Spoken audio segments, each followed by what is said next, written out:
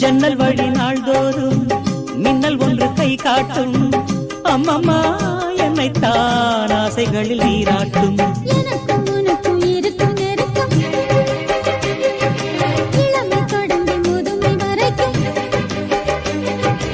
இரவும் பகலும் உறவை வளர்க்கும், இடையில் இருக்கும் தடையை தகர்க்கும். நிலவா